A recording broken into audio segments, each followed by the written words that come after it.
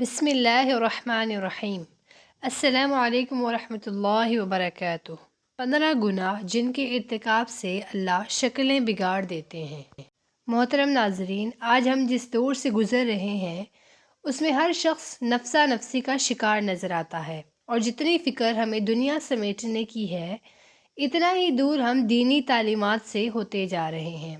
یوں تو ہم اپنے علماء اور مساجد کے اماموں سے قیامت کی کچھ بڑی نشانیوں کے بارے میں سنتے رہتے ہیں، لیکن آج ہم آپ کو 15 حیران کر دینے والی نشانیاں بتانے جا رہے ہیں۔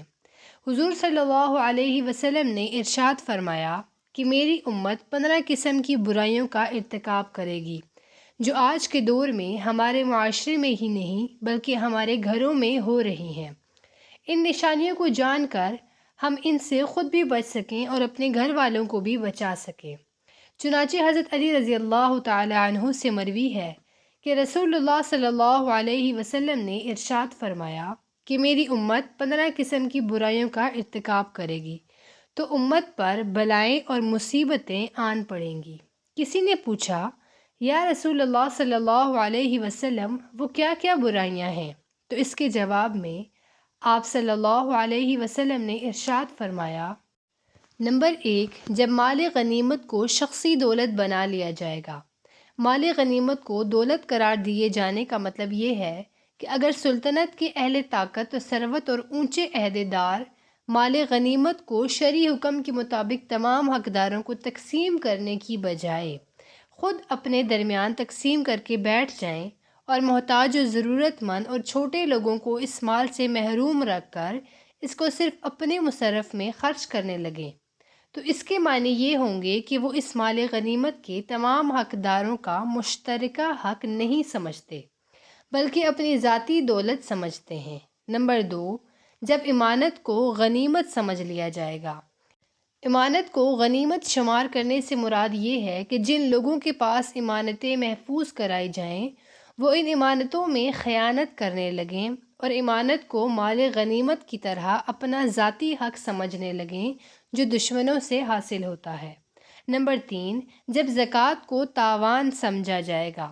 زکوٰۃ کو تاوان سمجھنے کا مطلب یہ ہے کہ زکوٰۃ کا ادا کرنا لوگوں پر اس طرح شاق اور بھاری گزرنے لگے کہ گویا ان سے ان کا مال زبردستی چھینا جا رہا ہے، اور جیسے کوئی شخص تاوان اور جرمانہ ادا کرتے وقت سخت تنگی اور بوجھ محسوس کرتا ہے۔ نمبر 4، علم دین کو دنیا طلبی کے لیے سیکھا جائے گا۔ عمل اور اخلاق و کردار خدا و رسول کریم صلی اللہ علیہ وسلم کا قرب اور خوشنودی حاصل کرنا نہ ہو بلکہ اس کے ذریعے دنیا کی عزت، مال و دولت حاصل کرنا مقصود ہو۔ نمبر 5، جب مرد اپنی بیوی کی اطاعت کرنے لگے گا۔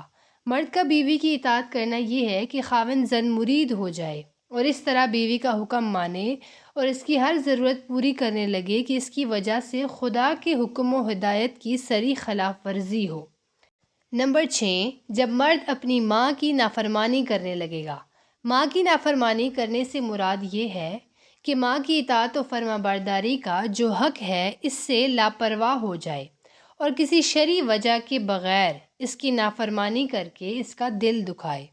واضح رہے کہ یہاں صرف ماں کی تخصیص اس اعتبار سے ہے کہ اولاد کے لیے چونکہ باپ کی بنسبت ماں زیادہ مشقت اور تکلیف برداشت کرتی ہے، اس لیے وہ اولاد پر باپ سے زیادہ حق رکھتی ہے۔ نمبر 7، آدمی اپنے دوست کے ساتھ نیک سلوک کرے گا اور اپنے باپ کے ساتھ سختی اور بد اخلاقی سے پیش آئے گا۔ دوستوں کے قریب اور باپ کو دور کرنے کا مطلب یہ ہے کہ اپنا وقت باپ کی خدمت میں حاضر رہنے، اس کے ساتھ اٹھنے بیٹھنے اور اس کی دیکھ بھال میں صرف کرنے کی بجائے دوستوں کے ساتھ مجلس بازی کرنے، ان کے ساتھ گپ شپ اور سیر و تفریح کرنے میں صرف کرے اور اپنے معمولات و حرکات سے ایسا ظاہر کرے کہ اس کو باپ سے زیادہ دوستوں کے ساتھ تعلق ہے۔ نمبر 8، مسجد میں شور و غل ہونے لگے گا۔ مسجد میں شور و غل کرنے سے مراد یہ ہے کہ مسجدوں میں زور زور سے باتیں کی جائیں، چیخ و پکار کے ذریعے مسجد کے سکون میں خلل ڈالا جائے اور اس کے ادب و احترام سے لاپرواہی برتی جائے۔ نمبر 9، جب قبیلے کا سردار ان کا بدترین شخص بن جائے گا۔ کسی قوم و جماعت کا سردار اس قوم کے فاسق ہونے سے مراد یہ ہے کہ قیادت و سیادت اگر ایسے لوگوں کے سپرد ہونے لگے جو بد کردار، بدگماش اور بے ایمان ہوں تو یہ بات پوری جماعت اور پوری قوم کے تباہی کی علامت ہوگی۔ نمبر 10، جب قوم کا سربراہ ذلیل ترین شخص ہوگا، یعنی اگر کسی قوم و جماعت کے زعما ان لوگوں کو قرار دیا جانے لگے جو اپنی قوم و جماعت کے کمینہ صفت، بد کردار اور ذلیل ترین ہوں تو سمجھ لینا چاہیے کہ اس قوم و جماعت کی تباہی کے دن آ گئے ہیں۔ نمبر 11، جب آدمی کا اعزاز و اکرام اس کے شر سے بچنے کے لیے کیا جائے گا۔ آدمی کی تعظیم اس کے فتنہ اور شر کے ڈر سے کی جانے کا مطلب یہ ہے کہ کسی شخص کی تعظیم و احترام کا معیار اس کی ذاتی فضیلت و عظمت نہ ہو بلکہ اس کی برائی اور اس کے شر کا خوف ہو۔ نمبر 12، لوگ کثرت سے شراب پینے لگیں گے۔ نمبر 13، مرد بھی ریشم کے کپڑے پہننے لگیں گے۔ اب آج کے حالات آپ کے سامنے ہی ہیں، ریشم تو دور کی بات، اب مرد عورتوں کے فیشن اور عورتیں مردوں کے فیشن اپنا رہے ہیں۔ نمبر 14، ناچنے گانے والی عورتوں اور گانے بجانے کی چیزوں کو اپنا لیا جائے گا۔ گانے والیوں سے مراد گلوکارائیں، رقصائیں وغیرہ۔ اسی طرح باجوں سے مراد ہر قسم کے ساز و باجے اور گانے بجانے کے آلات ہیں جن کو شرعی اصطلاح میں مزامیر کہا جاتا ہے، جیسے ڈھولک، سارنگی اور شہنائی وغیرہ۔ نمبر 15، اس امت کے پچھلے لوگ اگلوں پر لعنت بھیجیں۔